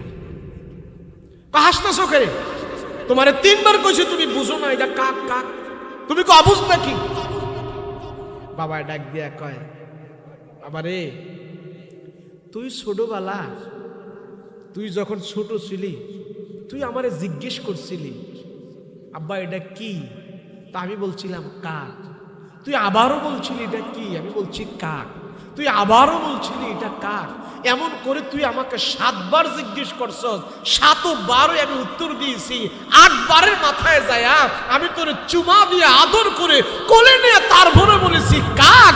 আর 3 বার বলার পরও তুই আমার সাথে রাগ করে ফেললি। ওই 8 বারটাই ছোটকালে তোরে কাক কাক আমি বলেছি, আমি তো তখন রাগ করি নাই। ওই কথাগুলো আমার ব্রেনে এখনো বাজতেছি। কথা বলেন ঠিক কিনা? এটা হইল মা, এটা হইল বাবা, এমন হইল তাদের দয়া। কথা বলেন ঠিক কিনা? আল্লাহর নবী রাহমাতুল লিল আলামিন ডাক দিয়া বলে, এ দুনিয়ার উম্মত শোনো শোনো, এই পৃথিবীতে 3টা জিনিস আছে। রাসূল বলেন এই দুনিয়াতে 3টা জিনিস আছে। 3টা জিনিসের দিকে শুধু তাকায়া থাকবা, জবান নাড়া লাগবে না, উচ্চারণ করা লাগবে না। আমার নবী রাহমাতুল লিল আলামিন ডাক দিয়া বলে, উম্মত, এই দুনিয়াতে আল্লাহ তাআলা তোমাদের জন্য 3টা জিনিস বানিয়েছে, তোমাদের জন্য রহমত স্বরূপ, বরকত স্বরূপ, তোমাদের গুনাহ মাগফিরাতের কারণ 3টা জিনিস। নবী বলে সেই 3টা জিনিসের দিকে যখন নাকি আমার উম্মতেরা মায়ার নজরে, ঈমানের নজরে শুধু তাকায়া থাকবে, জবান নাড়ায়া বলতে হবে না, উচ্চারণ করতে হবে না, শুধু তাকাই থাকার বিনিময় আল্লাহ তাআলা তাদের গুনাহ মাফ করতে থাকে। নবীজি বলেন, উম্মত শোনো, শুধু তাকায়া থাকবা, তোমার গুনাহ মাফ হবে। শুধু তাকায়া থাকবা, তোমার সওয়াব হবে। শুধু তাকায়া থাকবা, তোমার উপরে আল্লাহ রহমত নাজিল করবে। 1 নম্বরে হলো খানায়ে কাবা, আল্লাহর ঘর। ওই খানায়ে কাবার দিকে দেখবেন হাজী সাহেবরা হজে যায় এইভাবে শুধু তাকায়া থাকে, ডাইনে বামে সামনে পিছনে কোথাও কোনো তাকায় না, তাকায় না, শুধু তাকায় আছে, তাকায় আছে। রাহমাতুল লিল আলামিন বলে, মানুষ ইমানের নজর দিয়ে আমার যে উম্মত খানায়ে কাবার দিকে শুধু তাকায়া থাকবে, তাকায়া থাকবে, যতক্ষণ তাকায়া থাকবা ততক্ষণ পর্যন্ত আল্লাহ তাআলা তোমার গুনাহ মাফ করতে থাকে, কতক্ষণ পর্যন্ত তোমার উপরে রহম করতে থাকে, অতক্ষণ পর্যন্ত তোমার আমল নামায় লিখতে, নেক লিখতে থাকে। 1 নম্বর খানায়ে কাবা। এই খানায়ে কাবার দিকে শুধু তাকায় থাকবে, তাকায় থাকবে, তাকায় থাকবে, কিছু বলা লাগবে না, কিছু শোনা লাগবে না, জবান নাড়ানো লাগবে না। যতক্ষণ তাকায় থাকবা ততক্ষণ তোমার গুনাহ মাফ হইতে থাকবে। 2 নম্বরে হলো হক্কানি আলেম। তুমি যেই জামানায় বাস করো, তুমি যেই জামানায় থাকো, ওই জামানার ভিতরে যদি কোনো হক্কানি আলেম পাও, যেই আলেমের চেহারা দেখলে তোমার জান্নাতের কথা মনে হয়, যেই আলেমের চেহারা দেখলে তোমার আখিরাতের কথা মনে হয়, এমন আলেম যদি তুমি তোমার জামানায় পাও, ওই আলেমের চেহারার দিকে তুমি তাকায়া থাকবা, কিছু বলা লাগবে না, জবান নাড়ানো লাগবে না, শুধু তাকায় রইছো, তাকায় রইছো, তাকায় রইছো। এই তাকানোর বিনিময়ে আল্লাহ তাআলা তোমার ছোট ছোট সগীরা সব গুনাহগুলো মাফ করতে থাকে। রাসূল বলেন 3 নাম্বার হইল, তুমি যেই জামানায় আসো, যার দ্বারা দুনিয়াতে তুমি আসছো, সে হলো তোমার গর্ভধারিণী মা। ওই মায়ের চেহারার দিকে যখন নাকি তুমি তাকায় থাকো, মায়ার নজরে তুমি তাকায় আসো, তোমার মায়ের চেহারার দিকে তুমি তাকায় রইলা। রাসূল বলেন, 1 বার তাকাইলে সওয়াব, 2 বার তাকাইলে সওয়াব, 12 বার তাকাইলে সওয়াব। যতবার তোমার মায়ের চেহারার দিকে তুমি মায়ার নজর দিয়া তাকায় থাকবা, ততক্ষণ পর্যন্ত আল্লাহ তাআলা তোমাকে হজের সওয়াব দান করতে থাকবে। সুবহানাল্লাহ।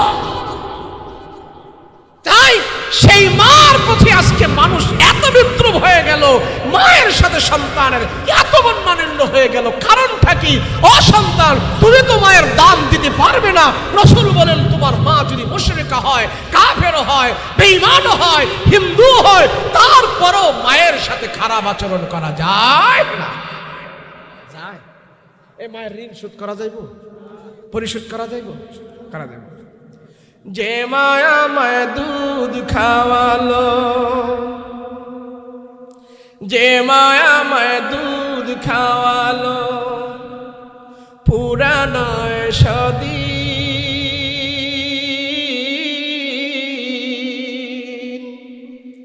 কেমনে আমি শুধব বলো এই না দুধের ঋণ। কথা বলেন ঠিক কিনা?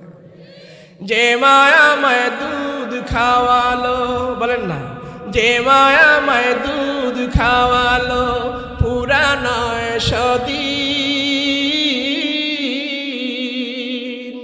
কেমনে আমি শুধব বলো এই না দুধের ঋণ। কেউ পারবে না সুদ করতে। এমনকি আমার রাসূল যেই মায়ের দুগ্ধ পান করে নবীজি বড় হয়েছে, ওই মায়ের মর্যাদা আমার রাসূল সব সাহাবীর সামনে সেই মাকে মর্যাদা দিয়ে দেখিয়েছে। ও সাহাবীরা, উনি হলেন আমার দুগ্ধ হালিমাতুস সাদিয়া, যার দুগ্ধ পান করে আমি রাসূল বড় হয়েছি। তাকে আমি কে দিয়ে সম্মান দিব, তাকে আমি কে দিয়ে ভরণ করব? আমার কাছে ওইরকম কোনো ব্যবস্থা নাই। আমি রাসূল তার কাছে ঋণী। সুবহানাল্লাহ। আমার নবী রাহমাতুল লিল আলামিন সব সাহাবায়ে কেরামদেরকে নিয়ে নবীজি জান্নাত জাহান্নামের কথা বলতেছি, নবীজি সবাইকে বয়ান করতেছে।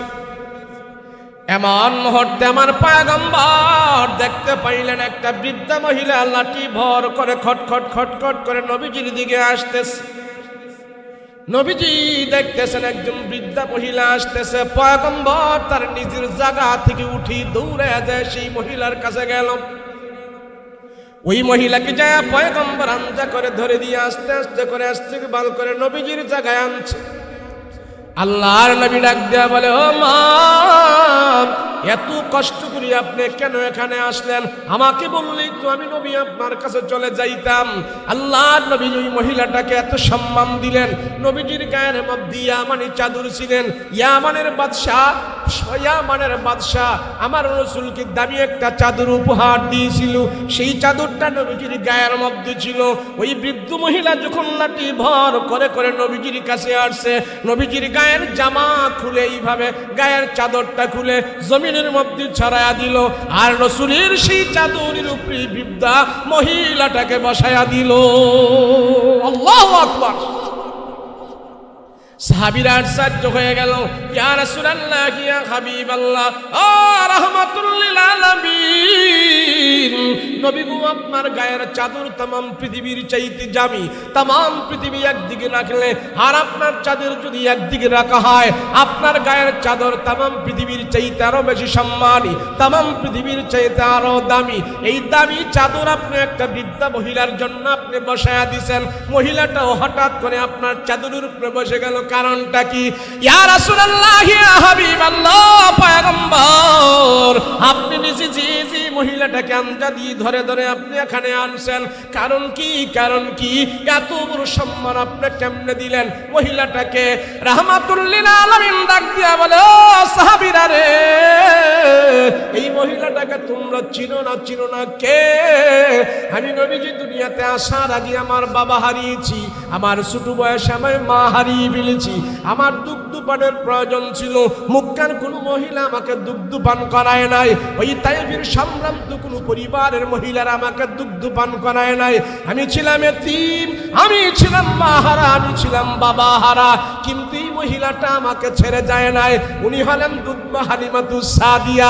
আমি রাসূল যার দুগ্ধ পান করে বড় হয়েছি, উনি আর কেউ নয়, যা দুধ পান করে আমি নবীজি বড় হয়েছি, উনি হইলেন আমার হালিমাতুস সাদিয়া।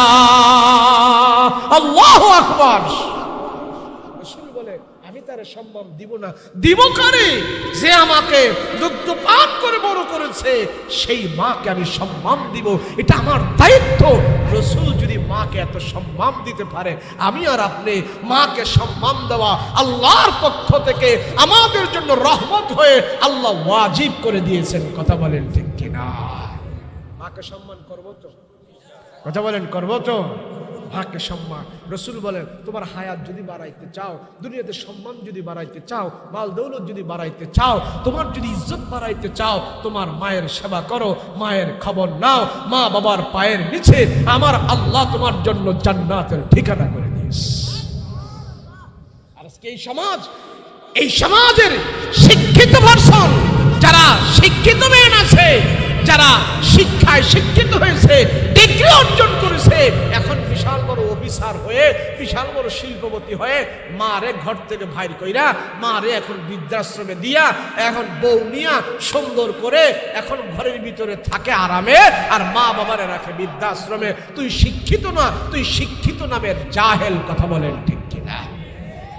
যেই বাবা, যেই মাকে, যেই বাবাকে সন্তান ঘর থেকে বের করে দিয়েছে, তুমি ঘর থেকে তোমার সন্তান বের করো নাই, তোমার কপাল থেকে তুমি জান্নাত বের করে দিয়েছো। কথা বলেন ঠিক কিনা?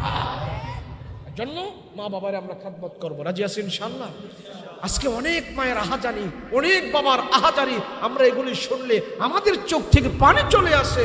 হায় হায়, এত নিষ্ঠুর, এত বর্বরতার সমাজ এই সমাজ হয়ে গেছে।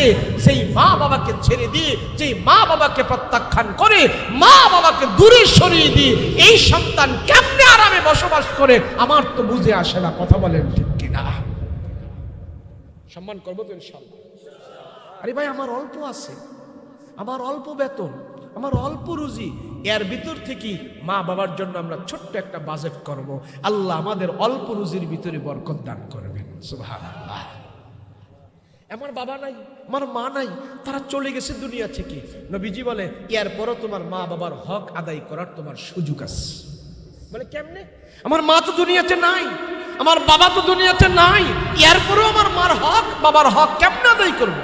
রাসূল বলেন তোমার বাবা যাদের সাথে চলাফেরা করতো, মুরব্বী দেখছো, তোমার চাচা, তোমার জ্যাঠা, তোমাদের প্রতিবেশী, তোমার বাবার সাথে খুব বন্ধুত্ব ছিল, তোমার বাবার সাথে বসে একসাথে চা খাইতো, একসাথে গল্প করতো।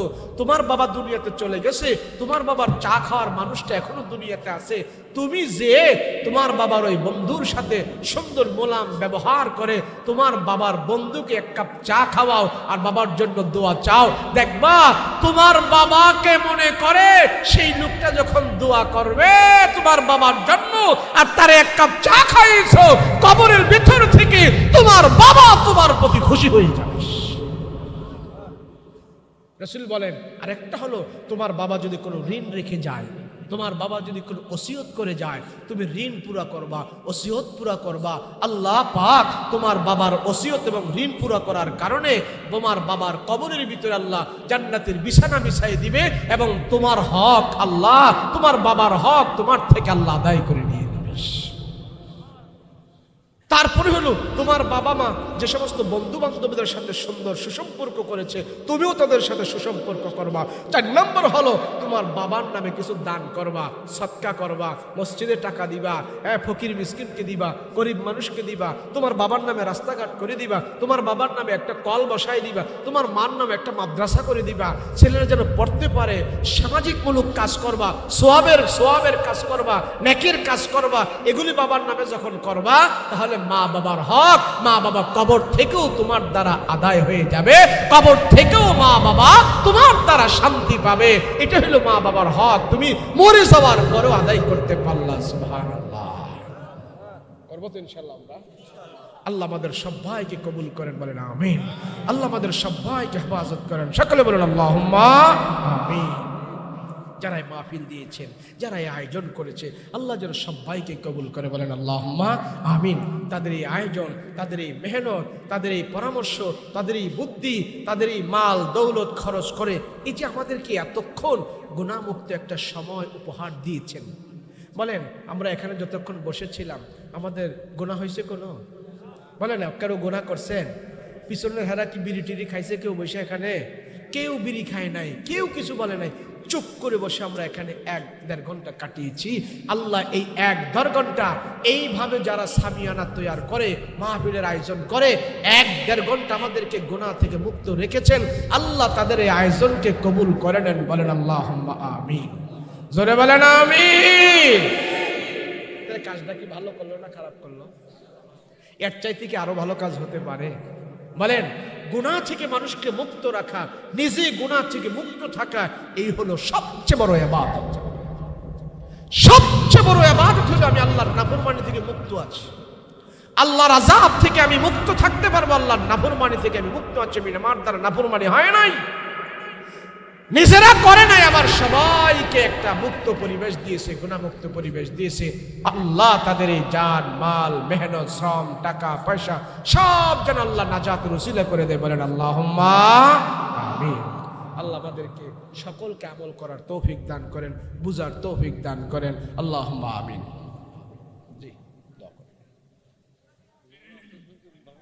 على سيدنا نبينا شفيعنا حبيبنا مولانا محمد صلى الله تعالى عليه وعلى آله وصحبه أجمعين ما شاء الله। সবাই দোয়া করব, আমরা সবাই দোয়া করব। বসুন বাস। আন্না দুদু মিয়া ভাই 1000 টাকা আল্লাহ কবুল করেন। বলেন আমিন। দোয়া করব আমরা সবাই। আল্লাহুম্মা আমিন। ربنا ظلمنا أنفسنا وإن لم تغفر لنا وترحمنا لنكونن من الخاسرين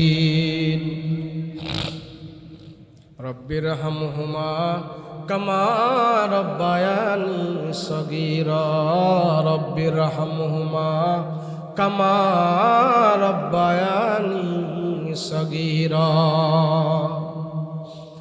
রব্বুল আলামিন পরওয়ারদিগার আলম আয় আল্লাহ, রাত্র অনেক হয়ে গেছে, তোমার বান্দারা বাড়িতে যায় নাই, দুইটা হাত তোমার আদালতে উঠায়া রাখছি।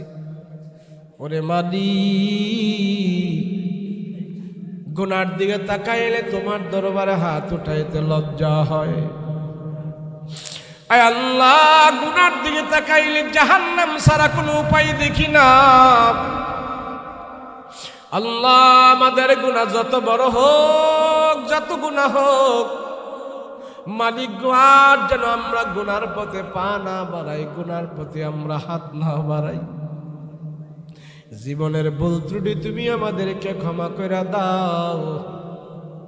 আমাদের যত গুনাহ হয়েছে সব গুনাহগুলো তুমি মাফ করে দাও। আয় আল্লাহ, জাহান্নামের আযাব বড় কঠিন, কবরের আযাব বড় কঠিন, সহ্য করার কোনো শক্তি নাই, সাহস নাই। আয় আল্লাহ, জাহান্নামের আযাব থেকে আমাদেরকে বাঁচায়া দিও, কবরের আযাব থেকে আমাদেরকে মুক্ত করে দিও গো আল্লাহ। ওগো মালিক, বারবার আমরা ভুল করে ফেলি, বারবার আমরা অন্যায় করে ফেলি। আল্লাহ, তোমার কুদরতি কদমে ধরে আমরা ক্ষমা চাই, আমাদের জিন্দেগীর সব গুনাহ খাতা মাফ করে দাও। আয় আল্লাহ, আমরা এমন গুনাহ করেছি, এমন পাপ করেছি, দুনিয়ার কেউ জানে না, কেউ জানে না। মা বাবার গুনার খবর সন্তানেরা জানে না, সন্তানদের গুনার খবর মা বাবা জানে না। ইমামের গুনার খবর মুক্তাদি জানে না, মুক্তাদিদের গুনার খবর ইমাম সাহেব জানে না। মেম্বার চেয়ারম্যানের গুনার খবর জনগণ জানে না, জনগণের গুনার খবর মেম্বার চেয়ারম্যান জানে না। যদি একে অপরের গুনার খবর জানতো, সন্তানেরা যদি বাবার গুনার খবর জানতো, সন্তানদেরকে আল্লাহ মা বাবা মহব্বত করতো না। মা বাবার গুনার খবর যদি সন্তানেরা জানতো, সন্তানেরা মা বাবারে মা বাবা বলিয়া ডাক দিত না। আল্লাহ, দুনিয়ার কেউ জানুক আর না জানুক, তুমি জানো। এত জানার পরেও তোমার বান্দার গুনাহগুলো তুমি গোপন রাখছো। হাসরের ময়দানে তুমি আমাদের গুনাহগুলো গোপন রাখো গো আল্লাহ। লক্ষ লক্ষ কোটি কোটি মানুষের সামনে সেখানে প্রকাশ করিয়া লজ্জা দিও না। আল্লাহ, আমাদের কারো মা নাই, কারো বাবা নাই, কারো ভাই নাই, কারো বোন নাই, আয় আল্লাহ, এমনও সন্তান এখানে হাত উঠাইছে, এই হাত দিয়া তার মা বাবারে কবরের ভিতরে রাখছে, এই হাত দিয়া বাবারে কাপড়ের কাপড় পরাইয়া দিচ্ছে, এই হাত দিয়া বাবার জন্য কবর করছে, এই হাত দিয়া বাবার কবরের উপরে বাঁশের ফালটা বিছাইছে, এই হাত দিয়া বাবার কবরের উপরে মাটি দিছে। আবার এই হাতগুলো আজকার মাহফিলে তোমার আদালতে উঠাইছি। আয় আল্লাহ, যে সন্তানেরা বাবার জন্য তোমার চায়, ক্ষমা চায়, সন্তানের দোয়া তুমি কবুল করে নাও। ও আল্লাহ, সন্তানেরা বাবার দুঃখ কষ্ট সহ্য করতে পারে না, কেননা মা বাবাও তো আমাদের দুঃখ কষ্ট দুনিয়াতে কোনোদিনও সহ্য করে নাই। ওই মা বাবারে যদি কবরে কষ্ট দাও, আমরা সন্তানেরা কেমনে সহ্য করব রে খোদা। মা বাবার কবরের ভিতরে তুমি জান্নাতের বাতি জ্বালায়া দাও, মা বাবার কবরের ভিতরে তুমি জান্নাতের বিছানা বিছায়া দাও, মা বাবার কবরের ভিতরে তুমি জান্নাতের হাওয়া চালু করে দাও। আল্লাহ, পিতা মাতার কবরে আযাব দিও না, দাদা দাদির কবরে আযাব দিও না, নানা নানির কবরে আযাব